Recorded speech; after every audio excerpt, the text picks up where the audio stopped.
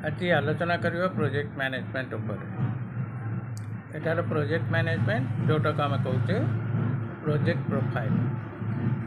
ये project profile Dehre आम प्रथम प्रोजेक्ट कॉस्ट विषय आलोचना करवा। आमर प्रोजेक्ट जो जो जिनस लगुच प्रोजेक्ट धरतु प्रोजेक्ट इनफॉरमेशन सर्च करवा ताले प्रोजेक्ट कौन कौन जिनस लगे से जिनसटा आम प्रथम चिंता करवा। तो ये आमर सबुठार बड़ जिनस जे प्रथम जिनस है प्रोजेक्ट रे गवर्नमेंट इनकम कौन हम आउ प्राइवेट इनकम कौन हम। तो प्रथम जिनस आम ये जिनसटी चिंता करवा गवर्नमेंट इनकम प्राइवेट इनकम। तो इनफॉरमेशन सर्च होची सबुठार बड़ जिनस।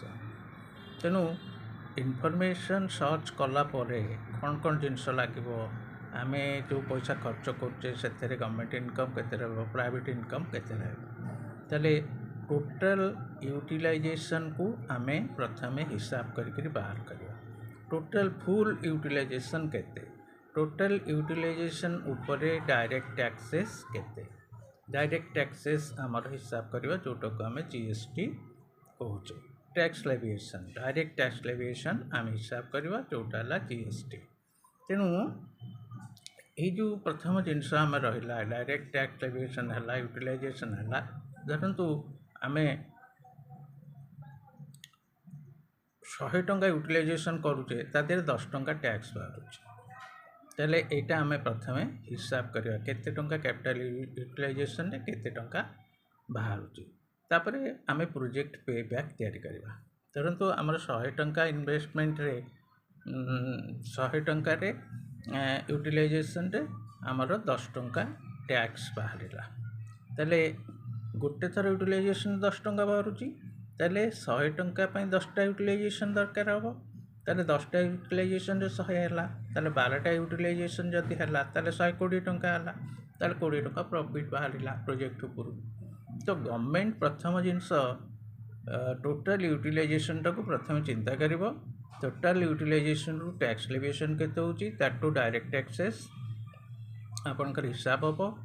तापरे इनकम को सोर्स रु इनकम आसीबो केते टंका ता धेरे आय रहूची से अनुसार हिसाब करी वर्ष को टैक्स लेविएशन हिसाब रे यूटिलाइजेशन वर्ष जाक हेले केते टैक्स बाहर ताले टोटल शेयर ऊपर को यूटिलाइजेशन रु टैक्स रु आमर से अमाउंटा रिकवर हवा पर्यंत केते वर्ष लगे सेटा होची प्रोजेक्ट पेबैक। तापरे इनफॉरमेशन भितर आम लैंड कॉस्ट बाहर करवा मटेरियल कॉस्ट बाहर करवा मेसिन कॉस्ट बाहर करवा लेबर कॉस्ट बाहर करवा तापरे आम ऑफिस कॉस्ट बाहर करवा मेंटेनेंस ऑफिस एडमिनिस्ट्रेशन कॉस्ट ये सब जिनस बाहर करवा।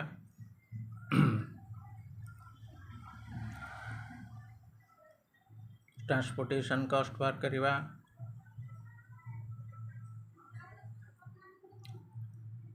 मिसलेनियस आम बाहर करवा। मिसलेनियस आमर कोर्ट कचेरी कागज पत्र गवर्नमेंट जो सब लाइसेंस फाइसेंस ये सब जिनस मिसलेनियस कॉस्ट आम हिसाब करवा। टोटल एतक कॉस्ट बाहर करवा या पुणी आम छाड़गले गोटे फाइनेंशियल कॉस्ट को मध्य चिंता करवा। फाइनेंशियल कॉस्ट माने गवर्नमेंट केते टंका आमको सुध नब ये सब जिनस आम चिंता करवा। ये टोटल टाक आम प्रोजेक्ट कॉस्ट कहूचे बाट को आम टोटल कॉस्ट टोटल यूटिलाइजेशन कहले बा total cost total project cost आम कहवा।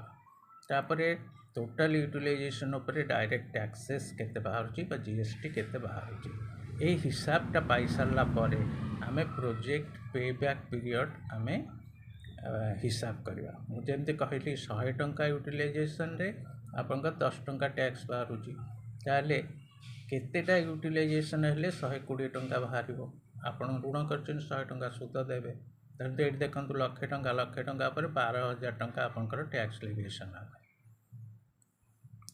12,000 टैक्स लेविएशन 12,000 यूटिलाइजेशन उपर 1,200 टंका बाहर ताले गवर्नमेंट पाइला 12,000 प्राइवेट पाइबे 12,000 ताले लक्षे उपर आपको सूद दवा पड़ो ताले ये जो टोटाल आप हिसाब कर हिसाब अनुसार आपणकर वर्ष को जदि यूटिलाइजेशन 12 थर हुए ताले 1,44,000 है।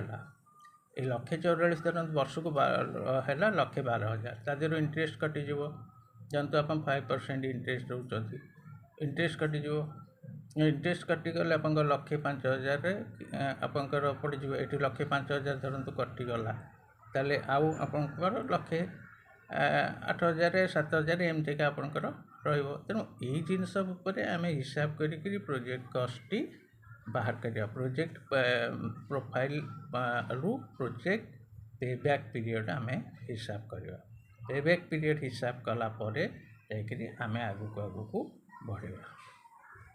तेणु सबुठारु बड़ जिनस मैनेजमेंट रे गोटे प्रोजेक्ट प्रोफाइल तैयारी करिवा। तेणु प्रोजेक्ट प्रोफाइल तैयारी करिया पई प्रोजेक्ट रो कॉस्ट आम एनालिसिस करिवा मार्केट इनफॉरमेशन सर्च को प्रथम नवा लैंड कॉस्ट केम बाहर करिवा मटेरियल कॉस्ट केम बाहरिबो लेबर कॉस्ट केम बाहरिबो ऑफिस एडमिनिस्ट्रेशन कॉस्ट केम बाहरिबो ट्रांसपोर्टेशन कॉस्ट केम बाहरिबो मिसलानियस केम बाहरिबो तापरे आपणकर फाइनेंशियल कॉस्ट केमती बाहरिबो। फाइनेंशियल कॉस्ट बाहरी सारा परे आम टोटाली ये जिनस को पढ़ा पढ़ी प्रोजेक्ट पेबैक तैयार करवा। तेणु प्रोजेक्ट पेबैक जदि आम तैयारी कर पारुने ताहले हबो।